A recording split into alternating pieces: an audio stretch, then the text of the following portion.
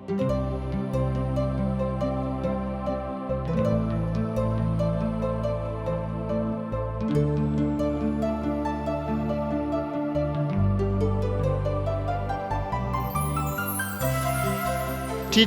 India द्वारा प्रसारित कार्यक्रम जिंदगी की राह में आप सबका हार्दिक स्वागत बा। ई कार्यक्रम बाइबल का विधिवत अध्ययन हवे। हमार ई उद्देश्य है कि आप सब परमेश्वर की इच्छा से अवगत हो जाएं, ताकि ओकरी विरुद्ध क्यों ऐसन काम ना करी कि दंड का भागी होखी। बाइबल सगरी मानव जाति खातिर छुटकारा का संदेश है। कृपा करके देखी सुनी, ताकि परमेश्वर आपकी जिंदगी का रास्ता दिखावे वाला ठहरस। आज हमनी के प्रभु यीशु मसीह के चरण में बैठ के परमेश्वर पिता के अनुग्रह से नया नियम के एगो नया किताब के अध्ययन शुरू करे जा रहल बानी। और यह किताब के नाम है, जानतनी क्या है? गलतियों के पत्री। इ नया नियम के 9वां किताब है तथा पवित्र शास्त्र बाइबल के 38वां किताब है। तो आई एह पत्री के विषय कोनो अन्य चर्चा करी जा। आज रुआ अपना पवित्र शास्त्र बाइबल के एगो खोजे वाला के रूप में पढ़ी। ऐसे पढ़त समय रुआ के कुछ विशेष बात के खोजे के बा। हम रुआ के बतावे जा रहल बानी, तो सुनी। रुआ के खोजे के का बा? अध्याय के शीर्षक सबसे मुख्य पद, विशेष पद अर्थात प्रमुख शब्द प्रभु यीशु के विषय में शिक्षा, आनंद करे के खातिर आज्ञा, दावा करे खातिर प्रतिज्ञा और नवीन सत्य। एक खाली फिर से एकरा के दोहराइब। रुआ सब के खोजे के बा। पहिल कहा अध्याय के शीर्षक, दूसरा सबसे मुख्य पद है विशेष पद अर्थात प्रमुख शब्द तथा प्रभु यीशु मसीह के विषय में शिक्षा। पांचवा है आनंद करे के खातिर आज्ञा, दावा करे खातिर प्रतिज्ञा और सातवा है नवीन सत्य। प्रिय श्रोता मित्र भाई बहन, यदि रउआ एह तरी से पवित्र शास्त्र बाइबल के अध्ययन करब त रउआ के जरूर रुचि आई और रउआ आत्मिक और मानसिक संतुष्टि प्राप्त करब। काहे कि परमेश्वर के वचन दूसरा तीमुथियुस ओकर 3 अध्याय के 16-17 पद में बतावेले कि संपूर्ण पवित्र शास्त्र बाइबल परमेश्वर के प्रेरणा से रचल गइल बिया और इस शिक्षा, ताड़ना, सिद्धांत और धार्मिकता के शिक्षा के खातिर उपयोगी है, जौना से कि परमेश्वर भक्त हर एगो भला कार्य खातिर कुशल और तत्पर हो जाए। गलतियों के पत्री के लिखे वाला संचालित हमें, जिसे कि हम गलतियों ओकर 1 अध्याय ओकर 1 पद में पढ़ला से मालूम होता, जौना के लेखक काल 56 ईस्वी पूर्व है। ये पत्री के लिखे के उद्देश्य अर्थात लक्ष्य तथा एकर लिखे के अवसर यह महत्वपूर्ण विषय है। संचालित द्वारा यह पत्री के समय लिखल गई। इ तीसर का यात्रा के काल में जब संचालित लगभग 2 वर्ष तक यूसतुस नगर ही में रहन, उस समय ही उ एह गलतियों के कलीसिया के लिखले। श्रोता मित्र भाई बहन, अपन तीनों प्रचार यात्रा उनका समय संचालित गलतियों के मंडली से भेंट कैलन। ई पत्री पौलुस के आखिरी सत्य है। पत्री के विषय में कुछ कहे से पहले हम गलतियों के लोगन के पृष्ठभूमि के बारे में भी कुछ जानकारी प्राप्त कर ली जा।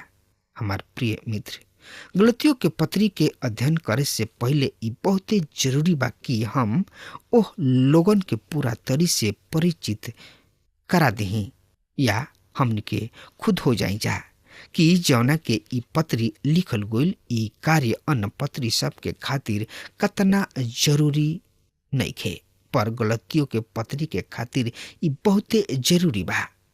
ये पत्री के द्वारा 2 महान सिद्धांत के जन्म भइल, जौना के हम उत्तरी गलतियों नया रोम कांत सिद्धांत के नाम से जानतानी।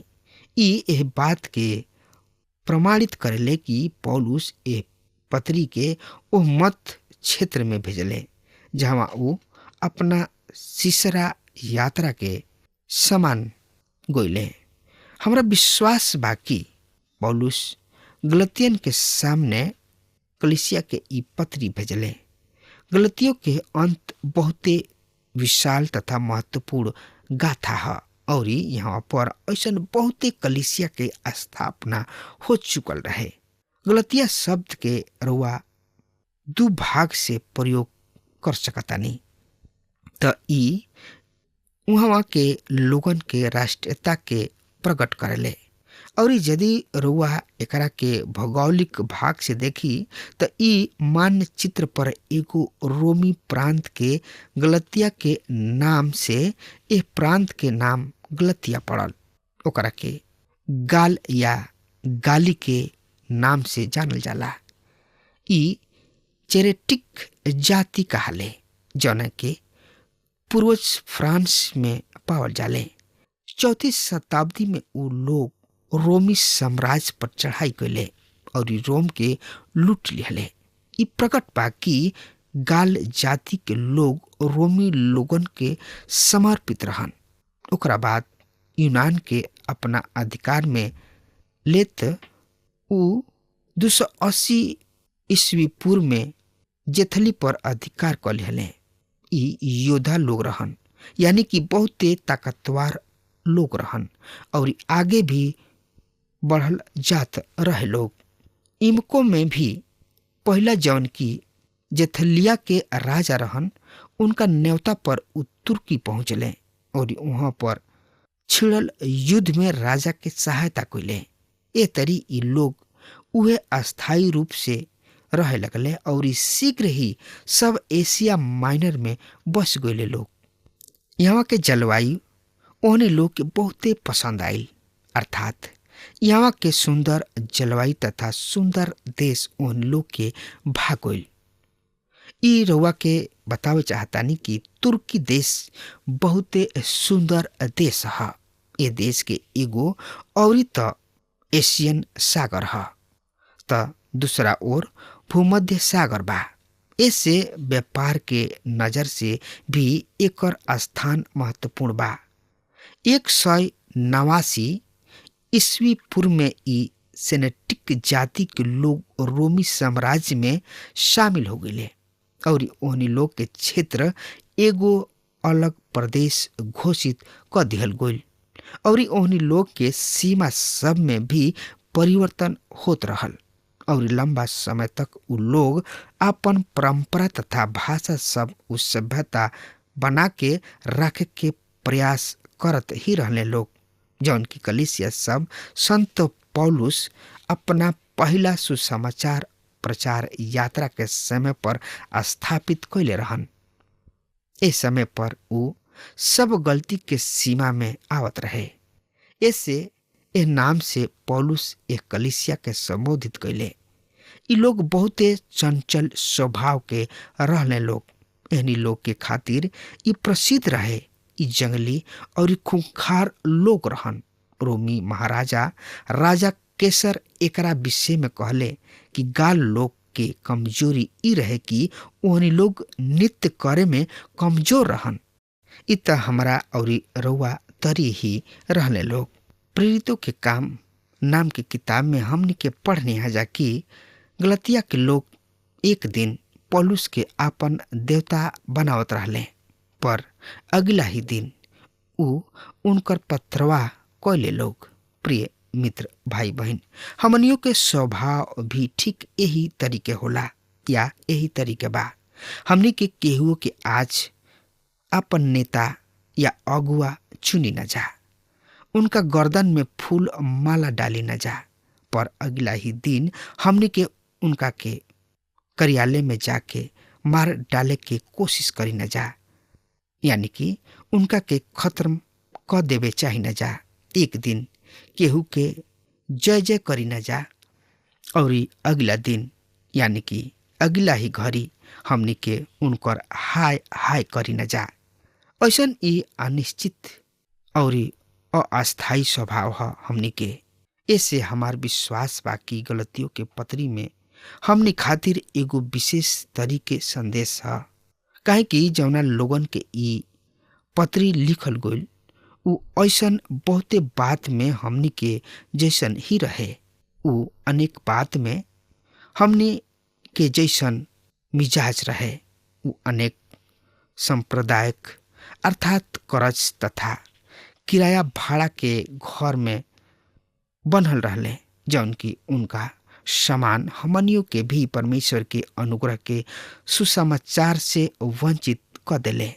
त ई रहल यहाँ के लोगन के बात। अब ए पत्री के बारे में कुछ बात में दृष्टि डाले के। गलती सब के पत्री के नाम सब तो पौलुस के पत्री में हम 4 गो विशेष बात के पढ़े, सुने और समझे के। पहल कहा, ई पत्री एगो कठोर, गंभीर तथा पवित्र संदेश है, जिससे कि हम गलतियों के पत्री ओकर 1 अध्याय के 6 से 9 पद में तथा 3 अध्याय के 1 से 5 पद में पढ़े के। ई कुरिन्थियों के पत्री के समान उच्चारण सुधारक ना है, पर ई दोष निवारक है। गलतियों के विश्वासी गंभीर संकट में रहन, काहे कि उनका विश्वास के नेव पर प्रहार कइल जात रहे। ऐसे ए पत्री में हम प्रशंसा के शब्द ना पाई, एकरा में धन्यवाद के और स्तुति शब्द भी ना दिखाई दी। एह पत्री में कुछ प्रार्थना या निवेदन के विषय ना है। कोनो आदमी के नाम के उल्लेख भी ना मिली। दूसरा पत्री के तुलना में ये कुछ अलग किस्म के पत्री है। दूसर कहा, ए पत्री में संत पौलुस के हृदय पूर्ण के उघार भइल। यहाँ हम उनका गहरा समावेश तथा भावना सब के देखे के। सही में ये युद्ध पत्री है। पौलुस विधिवत अर्थात क्रमकांडवाद के सहन न कइले। विद्वान सब के कहनाम बा कि रोमियो के पत्री पौलुस के दिमाग के देन है, पर गलतियों के पत्री पौलुस के दिल से पैदा भइल बिया। तीसर का है, ई पत्री प्रत्येक प्रकार के क्रमकांडवाद के युक्ति के घोषणा करेले। क्रमकांडवादी गलतियों के पत्री के अध्ययन में खुद चर्चा करे पसंद ना कइले, काहे कि ई पत्री उनका खातिर फटकार है। ई पत्री महान संत मार्टिन लूथर के प्रिय पत्री है।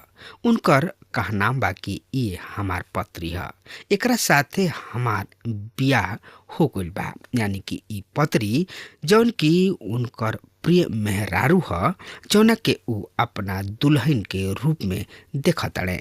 ई पत्री कलीसिया के सुधार के युद्ध के समय मलतुल शिखर है। ई पत्री मसीही स्वाधीनता के घोषणा पत्र है।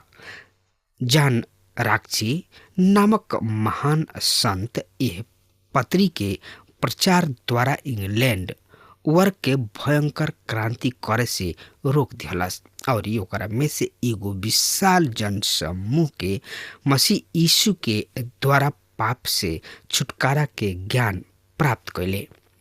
वैसे बहुते लोग मसीही पर विश्वास के आवे के पाप से क्षमा के अनुभव प्राप्त कैले। हमार विश्वास बाकी पत्री 1900 बरिस से अब तक होखे वाला महान आत्मिक आंदोलन तथा क्रांति सबके सुधार है और ई भविष्य में भी रही। हम अपना देश में आत्मिक स्वतंत्रता के यह आत्मा के देखे के लालसा करतानी। हमार देश वासी क्रमकांडवाद से स्वतंत्र होके केवल परमेश्वर के अधीन हो जाए। जैसे परमेश्वर के आत्मा आजाद करेले, उहे सच्चा स्वाधीनता है। हमारा विश्वास बाकी गलतियों के पत्री के अध्ययन द्वारा रोरा जिंदगी में जरूर आत्मिक क्रांति आई। चौथ कहा, गलतियों के पत्री विश्वास द्वारा धर्मी ठहरावे गोला के धर्म सिद्धांत के पक्ष में एगो समर्थी घोषणा है, चाहे वो पवित्र शास्त्र के अंतर्गत होके या ओकरा से बहरी। हमार प्रिय श्रोता मित्र भाई बहन, ई पत्री बतावेले कि ना केवल एगो पापी जन केवल विश्वास द्वारा धर्मी ठहरावल जाले, बल्कि एगो उद्धार पावल और धर्मी ठहरावल गोइल पापी भी अनुग्रह के द्वारा जिंदा रहले। ए तरी अनुग्रह द्वारा ही जिंदगी है और यही के लगले हमनियों के भी अपना जिंदगी के ढंग बनावे के चाहिए। हमरा आशा बा कि रउआ गलतियों के पत्री के ये परिचय के द्वारा एकरा पृष्ठभूमि के विषय में प्राप्त जानकारी मिल गई हुई। अगला कार्यक्रम में हम यह पत्री के पहला अध्याय के शुरू करब। यदि रउआ किने पवित्र शास्त्र के पत्री बा तो रउआ एकरा के जरूर से जरूर पढ़ लेब। ए पत्री के परिचय से संबंधित हमनी के जौना मुख्य बात के देखनी हजा उह यह पत्री में बतावल गइल बा। प्रिय श्रोता मित्र भाई बहन, अब हमार समय खत्म हो रहा बा। तब तक खातिर रउआ हमरा के आज्ञा देही। परमेश्वर रउआ के और रउआ बाल बच्चन के बहुते बहुते आशीष देस। आमीन। हमके विश्वास बा कि ई कार्यक्रम आप सब खातिर फायदेमंद सिद्ध भइल हुई। हम चाहतनी कि आप सब अपन अपन आशीष हमरों से बांटी। अगर आप सबके लगे बाइबल से चाहे आपकी निजी जिंदगी से क्यों सवाल होके चाहे क्यों समस्या खातिर प्रार्थना करावे चाहतनी तो हमारी फोन नंबर पर जरूर संपर्क करें। परमेश्वर आप सबके बहुत आशीष प्रदान करें और आज का दिन आप खातिर सुखद बनावे।